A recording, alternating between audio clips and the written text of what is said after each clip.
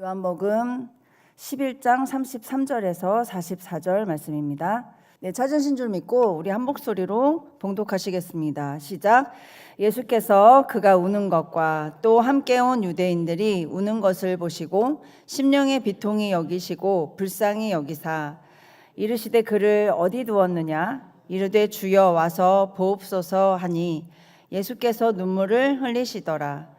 이에 유대인들이 말하되 보라 그를 얼마나 사랑하셨는가 하며 그중 어떤 이는 말하되 맹인의 눈을 뜨게 한 이 사람이 그 사람은 죽지 않게 할 수 없었더냐 하더라. 이에 예수께서 다시 속으로 비통히 여기시며 무덤에 가시니 무덤이 굴이라 돌로 막았거늘. 이에 예수께서 다시 속으로 비통히 여기시며 39절입니다. 죄송합니다. 예수께서 이르시되 돌을 옮겨 놓으라 하시니 그 죽은 자의 누이 마르다가 이르되 주여 죽은 자가 나흘이 되었음에 벌써 냄새가 나나이다. 예수께서 이르시되 내 말이 내가 믿으면 하나님의 영광을 보리라 하지 아니하였느냐 하시니 돌을 옮겨 놓으니 예수께서 눈을 들어 우러러 보시고 이르시되 아버지여 내 말을 들으신 것을 감사하나이다. 항상 내 말을 들으시는 줄을 내가 알았나이다. 그러나 이 말을 하옵는 것은 둘러선 무리를 위함이니 곧 아버지께서 나를 보내신 것을 그들로 믿게 하려 함이니이다. 이 말씀을 하시고 큰 소리로 나사로야 나오라 부르시니 죽은 자가 수족을 배로 동인 채로 나오는데 그 얼굴은 수건에 쌓였더라. 예수께서 이르시되 풀어놓아 다니게 하라 하시니라. 아멘. 아멘. 네, 오늘은 기적의 문을 열라라는 주제로 함께 말씀을 나누고자 합니다. 우리는 오늘 본문에 굳게 닫힌 이 죽음의 이 무덤의 돌문처럼 우리 자신이 도저히 우리의 힘으로 열 수 없는 이 거대한 돌문 앞에 우리가 마주할 때가 있습니다. 질병의 돌문 앞에 있을 수가 있고 또 우리가 경제적 고난의 문 앞에 있을 수 있고 또 깨어진 관계의 문 앞에 있거나 어쨌든 우리의 한계의 돌문, 커다란 돌문 앞에 우리가 마주할 때가 있다는 것입니다. 우리는 그 문 앞에서 이 나사로의 이 누이들처럼 절망하며 그 앞에서 울 때가 있습니다. 바로 죽음의 한계 앞에 우는 그들처럼 우리도 여러 가지 우리의 한계 앞에서 막막한 마음으로 그렇게 울 때가 있다는 것입니다.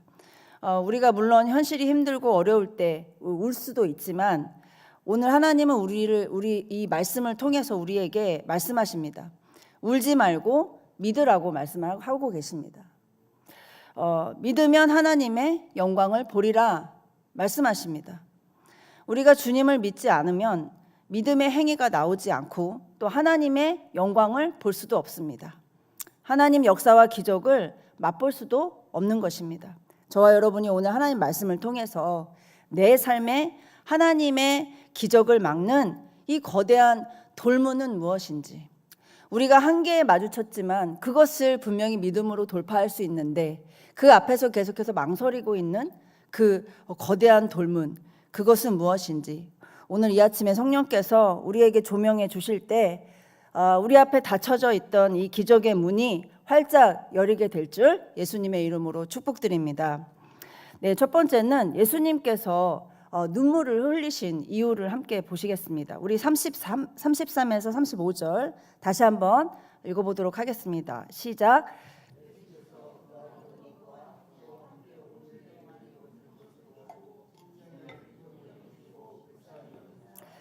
이르시되 그를 어디 두었느냐 이르되 주여 와서 보옵소서 하니 예수께서 눈물을 흘리시더라. 아멘. 예수님은 왜 눈물을 흘리셨을까? 이렇게 우리가 이 말씀을 볼 때마다 각자 해석이 좀 다르기도 한데요. 그곳에 있었던 유대인들은 예수님의 눈물을 흘리시는 모습을 보면서 서로 이야기합니다. 우리 36절을 보면요. 36절에 시작 한번 읽어보겠습니다. 시작.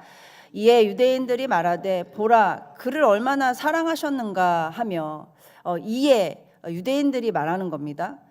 보라, 그를 얼마나 사랑하셨는가. 얼마나 사랑하셨으면 나사로가 이렇게 죽은 이 무덤 앞에서 그가 오셔서 여기까지 오셔서 이렇게 울고 계시나라고 말하는 것입니다. 그의 죽음이 너무 슬프셔서 우셨다고 생각을 하고 있습니다. 두 번째는 또 다른 사람들은 예수님의 이 능력의 한계를 평가하고 있습니다. 이 37절을 같이 읽겠습니다. 시작. 그중 어떤 이는 말하되 맹인의 눈을 뜨게 한 이 사람이 그 사람은 죽지 않게 할 수 없었더냐 하더라. 네, 예수님께서 여기까지 오셨는데 그들이 이제 예수님의 어떠함을 잘 알지 못한 채로 서로 이제 예수님을 짐작을 합니다. 그 사람들은 예수님의 능력의 한계를 평가하면서 맹인의 눈을 분명히 뜨게 하시는 기적이 있었지만 왜 죽은 나사로는, 이렇게 아끼는 나사로는 살려내지 못했냐, 이렇게 평가하는 것입니다. 많은 사람들이 이 구절을 나사로의 이 죽음에 대해서 해석을 할 때 인간적인 공감을 하시는 예수님으로 이렇게 해석을 합니다. 예수님께서 눈물을 흘리신 이유가 인간적인 공감과 또 그를 너무 아끼고 사랑해서 우셨다, 이렇게 해석을 하는데요. 그것은 잘못된 해석입니다. 예수님께서 눈물을 흘리신 이유는 나사로가 죽어서 슬퍼서 우신 게 아니라 그분의 능력이 없어서 우신 게 아니라 그 실패감에 우신 게 아니라 죽은 나사로 앞에서 낙심의 눈물을 흘리신 게 아니라 예수님의 눈물은 예수님을 향한 불신에 대한 그 격분의 눈물입니다. 사람들이 예수님을 믿지 않는데 에 대한 그 안타까운 마음으로 흘리신 눈물입니다. 33절을 보면요, 심령의 비통이 여기시다, 이렇게 나옵니다. 한번 같이 읽겠습니다. 33절 시작. 예수께서 그가 우는 것과 또 함께 온 유대인들이 우는 것을 보시고 심령의 비통이 여기시고 불쌍히 여기사. 여기서 비통이 여기다라는 건 헬라어로 엠브리 마오마이라고 됩니다. 이 분개하다, 이 화가 나서 콧김이 씩씩거리면서 콧김이 나오다라는 그 표현입니다. 그래서 이 비통이 하다는 건요, 슬픔을 표현하는 것보다는 격분의 눈물, 분개의 눈물입니다. 이 억울함을 참다라고도 의미가 나와 있는데요. 예수님은 생명의 주관자이시죠. 예수님이 우리의 코의 호흡을 주관하시는 분이심에도 불구하고 그런 예수님을 자신 앞에 두고도 죽음 앞에 무기력하게 무너져서 우는 그 사람들, 끝까지 믿지 못하는 그 사람들의 이 영적 무지와 믿음 없음을 보시고 거룩한 분노의 탄식에 이 눈물을 흘리신 것입니다. 여러분, 주님의 눈물과 우리의 눈물과 주님의 눈물은 참 다릅니다. 우리는 주어진 현실 때문에, 그 상황 때문에 울지만요, 주님은 동시에 우리의 믿음 없음을 보시고 우십니다. 우리 히브리서 11장 6절을 한번 같이 읽을까요? 히브리서 11장 6절. 네, 다 같이 읽겠습니다. 시작. 믿음이 없이는 하나님을 기쁘시게 하지 못하나니 하나님께 나아가는 자는 반드시 그가 계신 것과 또한 그가 자기를 찾는 자들에게 상 주시는 이심을 믿어야 할지니라. 아멘. 네, 믿음이 없이는 하나님을 기쁘게 해드릴 수 없습니다. 하나님이 우리의 믿음을 보실 때 기뻐하십니다. 그러나 우리가 믿음이 없을 때는 슬퍼하십니다. 오늘날도 주님은 우리의 믿음이 없다면 보시고 우리의 그 모습을 보시고 울고 계실지도 모릅니다. 우리의 삶을 들여다보시면서 예수님은 우실 수도 있습니다. 통장 잔고를 보면서 우는 우리, 실제로 울지는 않지만 이 마음으로 우리 가장들은 울 수도 있잖아요. 그것을 보면서 우는 우리 가장들, 또는 질병에 두려워 떠는 우리, 그리고 삶의 작은 일에 일이 일비하면서 하늘이 무너질 듯 우는 우리를 보시면서 그 믿음 없는, 물론 그런 상황을 보며 우리가 울 수도 있고 안타까워할 수 있지만 하나님께서는 우리의 눈물과 다르시다는 거죠. 우리의 그 영적 돌파를 할 수 없는 그 믿음 없는 모습을 보시고 예수님은 또 다른 눈물을 흘리고 계시다는 것입니다. 그러나 여러분, 우리는 예수님의 권세로 죽음까지도 이긴 하나님의 자녀임을 믿습니다. 아멘. 이제부터 우리도 이 믿음 없는 연약한 눈물을 흘리지 말고 구원받을 영혼을 위해서 예수님과 똑같은 눈물을 흘리는 저와 여러분이 되기를 소망합니다. 그렇다면 우리가 해야 할 일은 무엇인가? 현실 앞에 울고 왜 하나님 응답이 이렇게 느리고 또 응답해 주시지 않느냐, 그렇게 주님을 원망할 것이 아니라요, 모든 걸 가능케 하시는 주님을 믿는 일입니다. 그 믿음의 행위는 바로 오늘의 제목처럼 기적의 문을 여는 것입니다. 기적의 문을 여는 것이 무엇일까요? 본문의 사람들은요, 나사로가 죽었으나 당연히 장례를 치르고 무덤의 돌문을 굳게 닫아놨습니다. 네, 이미 무덤 문은 굳게 닫혀 있습니다. 그런데 예수님은 이것을 보시면서 비통히 여기시며 말씀을 하고 계십니다. 우리 38절에 39절, 네, 다 같이 읽으시겠습니다. 시작. 이에 예수께서 다시 속으로 비통히 여기시며 무덤에 가시니 무덤이 구리라 돌로 막았거늘 예수께서 이르시되 돌을 옮겨 놓으라 하시니 그 죽은 자의 누이 마르다가 이르되 주여 죽은 지가 나흘이 되었음에 벌써 냄새가 나나이다. 아멘. 예수님은 무덤 문을 막고 있는 돌을 직접 옮기실 수 있는 능력이 있으셨습니다. 그렇지만 예수님께서 사람들에게 직접 너희가 돌을 옮겨 놓으라 라고 명령을 하십니다. 하나님은 분명히 기적을 일으키실 수 있지만 그 기적을 막고 있는 장애물이 있다면요, 그 기적을 하나님께서는 일으키시지 않습니다. 왜냐하면 우리의 믿음을 통해서 기적을 일으키시는 하나님이시기 때문입니다. 그 장애물은 무엇입니까? 바로 우리의 불신과 불순종입니다. 우리의 믿음 없음입니다. 예수님께서 마르다에게 말씀하십니다. 우리 40절을 읽겠습니다. 시작. 예수께서 이르시되 내 말이 내가 믿으면 하나님의 영광을 보리라 하지 아니하였느냐 하시니. 아멘. 내가 믿으면 하나님의 영광을 보리라. 믿음은 하나님의 영광을 볼 수 있게 합니다. 아멘입니까? 네. 우리의 믿음만이 하나님의 영광을 볼 수 있습니다. 우리의 그냥 인간적인 눈과 세상적 가치의 눈으로는 하나님의 영광을 볼 수가 없습니다. 보이지 않는 것을 보는 그 믿음이 하나님의 영광을 볼 수 있는 줄 믿습니다. 예수님이 돌을 옮겨 놓으라 라고 말씀하시는 건요, 우리가 불가능하다고 생각하는 이 거대한 불신의 돌들을 옮기라 라고 하는 말과 똑같습니다. 당시 그들은 죽음의 한계 앞에서 울고 있었습니다. 그런데 물론 예수님이 계시지 않으면 우리는 죽음의 한계 앞에서 웁니다. 그러나 분명히 예수님, 그 구원의 메시아, 모든 죽음을 이기신 예수님이 옆에 계셨는데도 불구하고 사람들은 울었습니다. 그 당시 예수님을 모르는 사람들조차도 예수님은 수많은 기적을 일으켰다라는 것을 이미 알고 있었습니다. 귀신이 떠나가고 병자가 고침을 받고 눈먼 맹인이 고침을 받는 그 놀라운 기적, 하나님의 아들이라는 것을 아는 사람들도 많은 그 당시에 그 때였습니다. 그런데 사람들은 여전히 그 세상적 눈에 가려져서 그 믿음 없는 모습을 보시고 예수님이 직접 너희 손으로 돌을 옮기라라고 말씀하십니다. 이것은 오늘날 우리에게 예수님께서 너희가 불가능하다고 생각하는 그것들, 너희 손으로 그 거대한 돌들을 옮겨 놓으라. 그러면 내가 너희에게 영광을 보여주겠다라고 말씀하시는 것과 같습니다. 우리는 인과율과 또 세상적인 기준, 그리고 상식적인 범위 안에서 벗어나면 불안해하고 두려워합니다.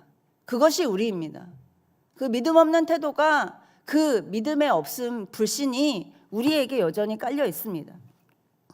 그래서 이런저런 조건을 따지고 행동하지 않으면, 이런저런 조건을 따지게 되고 믿음의 행동이 나오지 않는 것입니다. 네. 주님이 원하는 그 믿음의 행동까지, 그 거대한 불신의 돌을 여는 데까지 행동이 나오지 않는 것입니다. 우리가 그 행동에 믿음이 없으면 여러분 아무런 일이 일어나지 않습니다. 하나님께서는 그 영광을 보여주실 그 돌문의 기적의 문을 여실 수가 없습니다. 우리가 아무리 기도를 많이 하는데도 어떤 변화가 없다면요, 혹시 나만의 상식과 또 나만의 인과율과 세상적 기준, 우리의 고집에 그 돌문을 굳게 닫고 그것을 붙들고는 있지 않는지 우리가 돌아봐야 하는 줄 믿습니다. 내 생각을 다 무너뜨리고 주님의 말씀을 단순히 믿는다면요, 주님은 반드시 우리의 기도 응답의 이상의 하나님의 영광을 나타내실 줄 믿습니다. 갈렙이 여러분 85세 때 그 할아버지가 헤브론 땅을 정복했습니다. 갈렙은 능력 있고 강해서 그 넓은 헤브론 땅을 정복한 것이 아닙니다. 남들이 우리는 메뚜기고 저들은 강한 거인이어서 우리는 저 가나안 땅을 정복할 수 없어, 그렇게 그들의 불가능하다고 그 불가능을 믿었을 때 그는 그 가나안 땅을 너희에게 주리라 라고 말씀하신 하나님의 말씀을 믿었습니다. 그는 단순한 믿음으로 자기 앞을 가로막는 그 불가능할 것 같은 생각을 버렸습니다. 버린 것이 아니라 그냥 그는 하나님의 말씀을 믿었기 때문에 그 불가능을 생각하지 않았습니다. 굉장히 단순한 믿음이죠. 그랬더니 하나님이 헤브론을 정복할 수 있는 그 능력을 주시고 역사하신 것입니다. 여러분, 기적은 우리의 작은 순종을 통해서 하나님이 일하실 통로로 열어드릴 때 그때 기적이 일어나는 줄 믿습니다. 우리의 작은 순종입니다. 거대한 순종, 어떤 대단한 순종도 아닙니다. 작은 순종을 통해서 하나님은 그 작은 하나님의 역사를 통해서 하나님의 살아계심을 보여주신다라는 것입니다. 마지막 41절에서 44절 우리 다 같이 한번 읽겠습니다. 시작. 돌을 옮겨 놓으니 예수께서 눈을 들어 우러러 보시고 이르시되 아버지여 내 말을 들으신 것을 감사하나이다. 항상 내 말을 들으시는 줄을 내가 알았나이다. 그러나 이 말씀을 하옵는 것은 둘러선 무리를 위함이니 곧 아버지께서 나를 보내신 것을 그들로 믿게 하려 함이니이다. 이 말씀을 하시고 큰 소리로 나사로야 나오라 부르시니 죽은 자가 수족을 배로 동인 채로 나오는데 그 얼굴은 수건에 쌓였더라. 예수께서 이르시되 풀어놓아 다니게 하라 하시니라. 아멘. 돌문을 열었지만 나사로는 아직 무덤 안에 있습니다. 아무 일도 일어나지 않은 이 시점에서 예수님은 감사합니다라고 하나님 앞에 고백합니다. 미리 감사하는 거죠. 이것은 결과에 대한 감사가 아니라 하나님의 능력을 믿고 미리 감사하신 예수님의 믿음의 태도이십니다. 문제가 해결된 후에 감사는 누구나 할 수 있는 것입니다.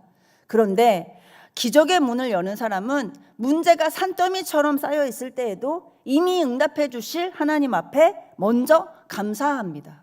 이것이 믿음입니다. 이것이 기적의 문을 여는 그러한 믿음의 태도인 줄 믿습니다. 여러분, 감사하는 습관을 가지고 계신가요? 제가 아는 어떤 분은 매일같이 다이어리 밑에 아주 사소한 감사 제목을 항상 매일 쓴다고 합니다. 오늘은 누구와 함께 커피 한 잔을 하면서 너무 좋은 대화를 나눴습니다. 감사합니다, 하나님. 오늘은 아내가 맛있는 김치찌개를 끓여줘서 너무나도 감사했습니다. 감사합니다, 하나님. 이렇게 아주 사소한 감사를 매일매일같이 드렸을 때 그분은 정말 놀라운 하나님의 기적의 역사를 맛봤다고 간증을 한 것을 제가 들은 적이 있습니다. 저와 여러분이 이 기적을 앞당기는 이 감사의 일기를 매일 써내려 가기를 축복합니다. 두 번째는요, 아버지께서 나를 보내신 것을 그들로 믿게 하려 함이니이다 라는 말씀을 하셨습니다. 이것은 기적의 목적을 말씀하시는 건데요, 나사로가 살아나는 것은 정말 놀라운 기적적인 일이지만 그것이 예수님의 최종 목적이 아니었다는 것입니다. 나사로가 죽음에서 일으키신 것이 예수님의 최종 목적이 아니라 진짜 그 기적의 목적은 사람들이 예수님이 하나님으로부터 온 메시아 구원자임을 믿는 것입니다. 그 기적은 믿음으로 인도하기 위한 도구일 뿐이지 그것이 목적이 아니라는 것입니다. 기적보다 우리가 믿음에 더 집중하는 신앙이 되기를 축복합니다. 아멘. 말씀을 정리하면요, 우리가 도저히 불가능할 것 같은 내 앞에 커다란 돌들이 있다는 것입니다. 우리가 그 문제 앞에서 날마다 고민하고 염려하고 있습니까? 물론 하나님 앞에 아주 오랫동안 기도를 합니다.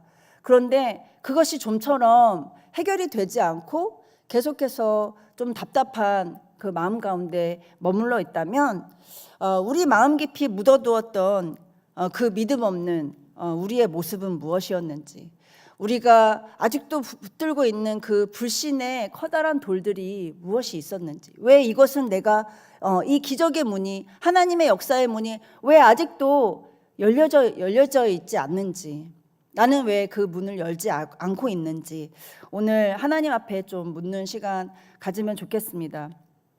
하나님께 묻고 그렇게 오늘 이 아침에 응답받는 우리 성령의 조명에 있기를 축복합니다. 그래서 우리 삶에 주님이 일하시도록 그 기적의 문을 활짝 열어드리는 오늘 이 아침 성령께서 알려주시는 그 성령 충만한 아침이 되기를 예수님의 이름으로 축복합니다.